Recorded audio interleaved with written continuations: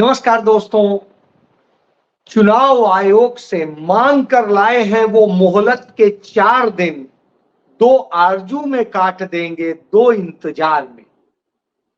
यह बात हरियाणा कांग्रेस कह रही है, यह बात राहुल कह रहे हैं, यह बात भूपेंद्र सिंह हुड्डा कह रहे हैं, यही बात शैलजा कह रही है और यही बात हर कोई कह रहा है। डर गए क्या मोदी जी? डर गए क्या मोहन भागवत जी? इतना डर गए सिर्फ इन शब्दों से? जी हां, आज वो डर गए, बिल्कुल डर गए हैं, बुरी तरह से डर गए। राहुल गांधी से भी डर गए, कांग्रेस से भी डर गए और इंडिया से भी डर गए। आज उन्हें डर लगने लगा है, डर लगने लगा है अपने उन कर्मों से जो 10 साल में उन्होंने किए। आज उन्हें डर लगने लगा है अपनी कायनात से। आज उन्हें डर लगने लगा है अपने संस्कारों से। आज उन्हें डर लगने लगा है अपने ही कारिंदों से। जी हां, यही आज सच। मैं ये क्यों कह रहा हूं? क्योंकि आपको जैसा कि जानकारी है, आरएसएस की यानी राष्ट्रीय स्वयंसेवक संघ की जो 100 साल की होने जा रही है और वो 54 साल के राहुल गांधी से डरी हुई, कांप रही है। क्यों कांप रही है वही बताता हूं। उनकी 3 दिवसीय बैठक चिंतन शिविर चल रहा है केरल के पनिक्कर में, उसी केरल में जहां उनके 5000 से अधिक शाखाएं लगती, 5000 से अधिक शाखाएं। पूरे हिंदुस्तान में सबसे ज्यादा शाखाएं भाजपा की कहीं लगती हैं तो केरल में लगती हैं, मगर बड़ी मुश्किल से 100 साल में उनका एक कमल खिला है, एक कमल खिला है। कुछ सीटों पे वोट बढ़ा है तो अब उम्मीद भी जागी है, लेकिन वही उम्मीद धूल धूसरित हो रही है। कल उनकी 31 अगस्त को जब उनका चिंतन शिविर शुरू हुआ तो आधा चिंतन शिविर तो फॉर्मेलिटीज में चला गया, गीत गान और दूसरी चीजें, तमाम श्रद्धांजलियां देने में। पहली बार उन्होंने वायनाड के जो तमाम शहीद हुए, तमाम सारे लोग थे, उनको लेकर भी सिंपैथी जताई, उनके लिए भी श्रद्धांजलि दी। लेकिन उन्होंने इस देश के शहीद सैनिकों के लिए श्रद्धांजलि नहीं दी। उन्होंने इस देश के शहीद किसानों के लिए श्रद्धांजलि नहीं दी। उन्होंने इस देश के लिए मरने वालों के लिए श्रद्धांजलि नहीं दी। वो चर्चा कर रहे थे कभी कोलकाता की, पश्चिम बंगाल की, कभी कहीं की, और जो सबसे बड़ी चर्चा थी, आधा दिन जिस पर दिया गया, वो चर्चा थी राहुल गांधी की। वह चर्चा थी राहुल गांधी के बढ़ते प्रभाव पर। वह चर्चा थी कि राहुल गांधी के हाव भाव पर। वह चर्चा थी राहुल गांधी के नैरेटिव पर। और वह चर्चा थी भारतीय जनता पार्टी के डाउनफॉल की। जी हां, डाउनफॉल की। और जब वो यह चर्चा कर रहे थे तब लगातार बार बार भारतीय जनता पार्टी के राष्ट्रीय अध्यक्ष जेपी नड्डा से एक सवाल किया जा रहा था, बताइए आपको आरएसएस की जरूरत है कि नहीं है? क्योंकि लोकसभा चुनाव के दौरान जेपी नड्डा ने कहा था अब भाजपा इतनी बड़ी हो गई है कि उसे आरएसएस की जरूरत नहीं। तो उनसे भी बार बार यही पूछा जा रहा, तो हाथ जोड़े बैठे जेपी नड्डा बार बार कह रहे थे कि नहीं, बिल्कुल जरूरत, बार बार जरूरत, कान पकड़ रहे थे। बहरहाल जब वो अपने ही वक्तव्यों के लिए क्षमा मुद्रा में थे, उसी वक्त चर्चा हो रही थी। उसी चर्चा से निकला कि आखिर क्यों जम्मू कश्मीर में भारतीय जनता पार्टी आरएसएस खड़े नहीं हो पा रहे। इतना नैरेटिव, इतनी नफरत, इतना सब कुछ फैलाने के बाद भी कुछ नहीं हो पा रहा है। पंजाब में भारतीय जनता पार्टी ने सभी दलों के नेताओं को तोड़ लिया। बावजूद इसके कांग्रेस का एक बड़ा खेमा, या कहें जो पहले 2022 के पहले जो कांग्रेस कहलाती थी, वो पूरी कांग्रेस आज भाजपा में। फिर भी कांग्रेस 7 एमपी लेके आ जाती है और 2 सीटों पर तो वो जीतते जीतते रह गई, यानी 9 सीटों पे वो इतनी स्ट्रांग थी। सवाल खड़ा हो जाता है, सवाल खड़ा हो जाता है कि क्यों हरियाणा में हम सिमटते चले गए। कांग्रेस 5 एमपी भी लाती है और सबसे ज्यादा वोट भी लेके आती है। क्यों हम चंडीगढ़ में सिमट गए, जहां हम 80,000 से अधिक वोटों से जीते थे, वहां पर हमारी स्थिति खराब हो गई, हम हार गए। और वह सक्सारा जो जिंदगी भर चंडीगढ़ में रहा, जो आरएसएस के पूरे परिवार का है, जड़ से जुड़े हुए परिवार से। फिर चर्चा हो रही थी कि दिल्ली में इतना सब कुछ करने के बाद भी हम खड़े नहीं हो पा रहे। क्यों अड़ोस पड़ोस के तमाम राज्यों में हमारी यह स्थिति हो गई है। भारतीय जनता पार्टी की इतनी बुरी स्थिति महाराष्ट्र में क्यों हो गई है। क्यों झारखंड में भी हम वह नहीं कर पाए जो सोचते थे। क्यों उत्तर प्रदेश में हम निपट गए। तब वही हुआ जिसका डर था। तब हुआ कि राहुल गांधी भारत जोड़ो हैं, राहुल गांधी सहिष्णुता की बात कर रहे हैं, राहुल गांधी भाईचारे की बात कर रहे हैं, राहुल गांधी सबको संविधान को के अनुकूल चलाने की बात कर रहे हैं। राहुल गांधी ने तो मोहब्बत की दुकान खोल दी। समस्या तो यहां है। अच्छा, लद्दाख में हम क्यों हार गए। क्योंकि चीन के आगे हमने सरेंडर कर दिया और राहुल गांधी की मोहब्बत की दुकान ने काम कर दिया। राजस्थान में हम क्यों हार गए। क्योंकि राजस्थान में भी राहुल गांधी की मोहब्बत की दुकान भी चली और वहां राजस्थान में कांग्रेस की जब सरकार थी, उसमें हुए काम का भी जादू चला। बड़ी चिंता की बात थी कि आखिर ये हो क्यों रहा है। तब फिर वही निकल के आया कि तो फिर नफरत की दुकान सजाई जाए, नफरत का बाजार सजाया जाए और अब ज्यादा कुछ न बोला जाए, मॉब लिंचिंग होते रहने दे और तमाम चीजें होते रहे। उसके इशारे दिए गए कि गौ हत्याएं बहुत हो रही हैं, इन पर कुछ कीजिए। समझ गए। नतीजा यह हुआ कि महाराष्ट्र में गौरक्षा के नाम पर, मांस के नाम पर और तमाम तरह से हमले शुरू हो गए, लिंचिंग शुरू हो गई। उत्तर प्रदेश में लिंचिंग शुरू हो गई। कई और राज्यों में भी आपको देखने को मिलेगी। हरियाणा में चरखी दादरी में जिस तरीके से 2 बिहारी मजदूरों को मारा गया, जिस तरीके से किया गया, आप समझिए।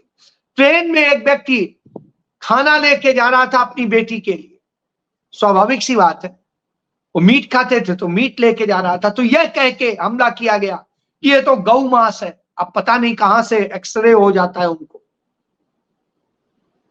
हालांकि आज तक निकला नहीं है जहां जहां आरोप लगे। तो आप समझिए यह शुरू हो गया। जब यह शुरू हो गया तो लोगों ने कहा कि सिर्फ यही खतरा नहीं है, किसान भी खतरा है। किसान बैठे हैं, कल उनसे विनेश फोगाट भी मिलने गई थी। किसानों ने हुंकार भरी कि हम तो अब छोड़ेंगे नहीं, सिरे तक पहुंचा के रहे। फिर एक डर, तो किसानों के नैरेटिव को कैसे तोड़ा जाए, इसके लिए किसानों के लिए स्पेशली इस तरीके से प्लानिंग की जाए कि उनमें फूट डाली जाए, उनको कहीं ना कहीं दूसरी तरीके से बांटा जाए, कहीं पर सिख और जाट की लड़ाई की जाए, कहीं पर दूसरे तरीके से जातियों में बांट दिया जाए कि हाँ तुम सैनी हो, तुम पंजाबी हो, तुम हिंदू हो, तुम मुस्लिम हो। इस तरह से कुछ कीजिए, इस पर काम शुरू कीजिए, उन जातियों के नेताओं को और लगाइए और उन पे काम कीजिए।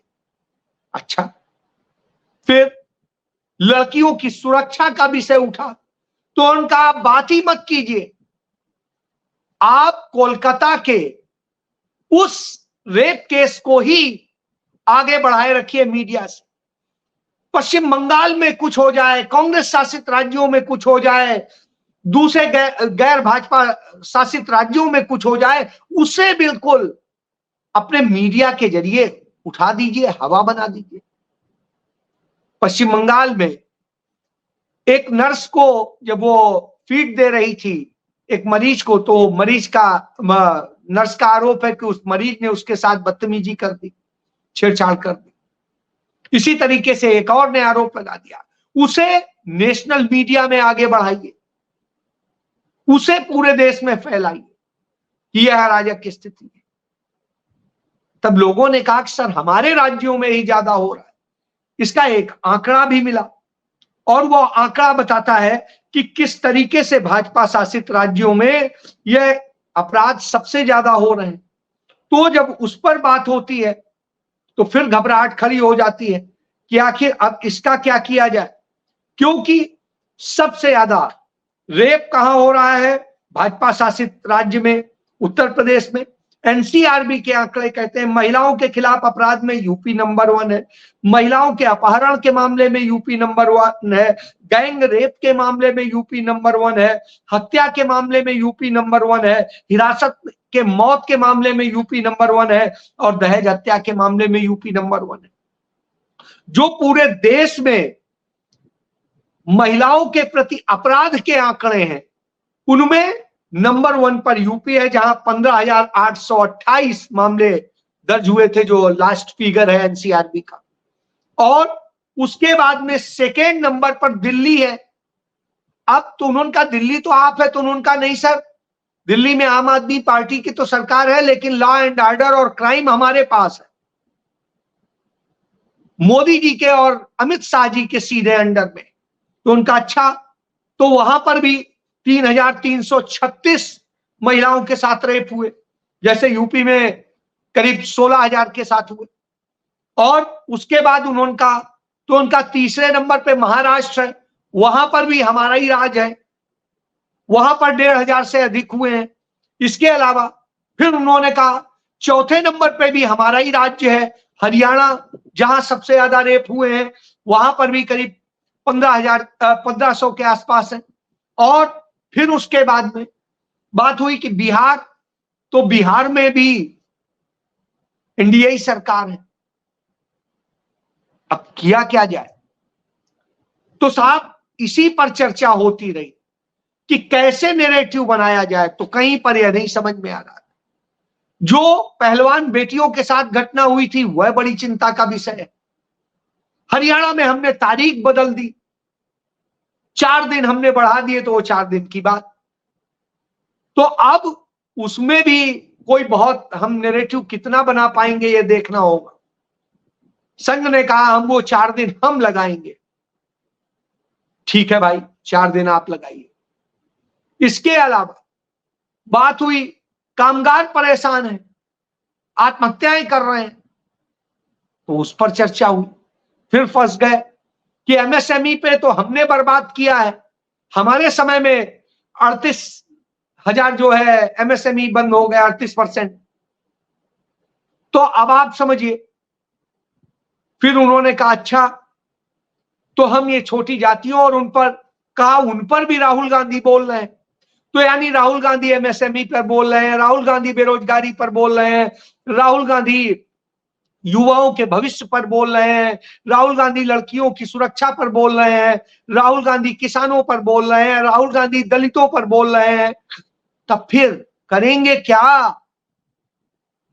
राहुल गांधी तो समस्या बन गए। तो और नरेंद्र मोदी चले गए तो हमारा सारा ओरा खत्म हो जाए। जो इतना सब कुछ मिला हुआ है, कारपोरेट हमारी मीटिंगों को और सबको स्पॉन्सर करता है, वो सब कैसे होगा? उत्तर प्रदेश में हमने 10 बड़ी कंपनियां कारपोरेट की उनको कह दिया है कि अपना सीएसआर फंड सिर्फ यूपी में लगा दो, जिससे आने वाले विधानसभा चुनाव में सपा न जीते पाए। तो वो करीब 250 करोड़ रुपया लगाएंगे।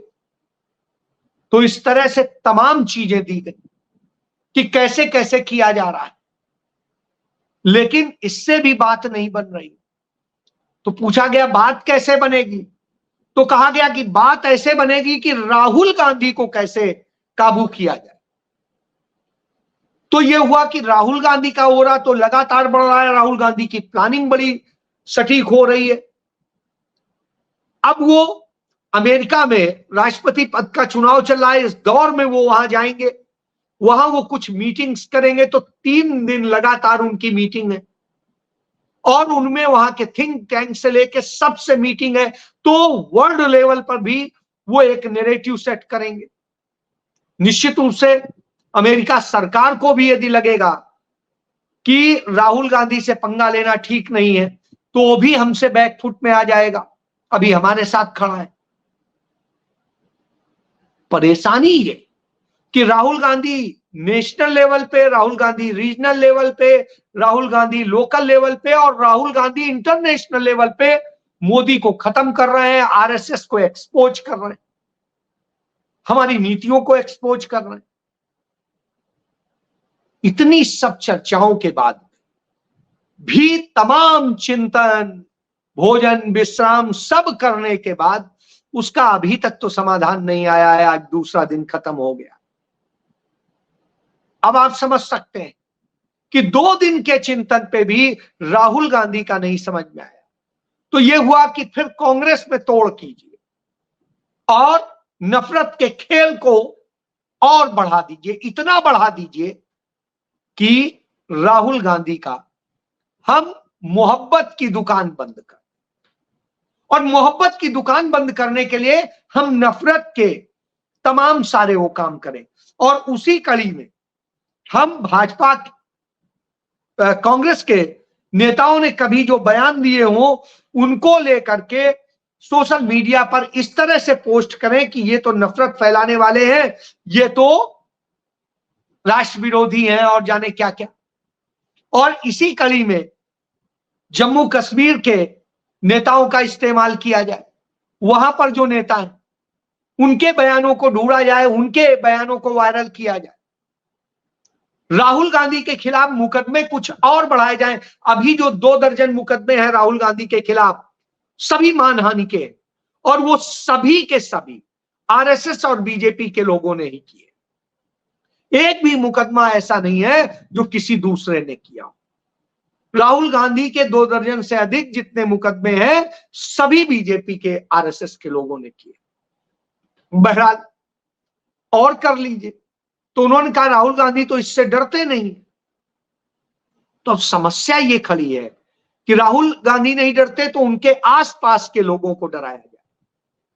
बहरहाल राहुल गांधी अपनी स्पीड में अपने ढंग से काम कर रहे हैं, तो उन्होंने भी काम किया। आज ही उन्होंने वायनाड में क्या राहत कार्य चल रहा है और उसमें कांग्रेस कैसे कैसे हेल्प कर रही है, इसको लेकर के एक वीडियो कॉन्फ्रेंसिंग के थ्रू अपने वहां के नेताओं और सबके साथ में चर्चा कर। भाजपा के लिए, आरएसएस के लिए यह और चिंताजनक हो। यानी राहुल ने सिरदर्द कर दिया है, डरा दिया है, पहले मोदी को, अब आरएसएस को, मोहन भागवत को भी। जय